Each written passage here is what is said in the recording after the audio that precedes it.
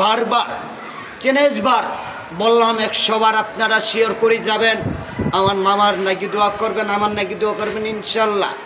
এখন আমি একটা গান বলবো, গানটার নাম হচ্ছে আমি জানি রে প্রিয় তোর কত ভালো তোরে বাসি, তুমি জানো না রে পাখি পাখি তোর লাগায় আমি করলাম, আমি জানি নে রে পাখি তোর মনের কষ্টের ব্যথা,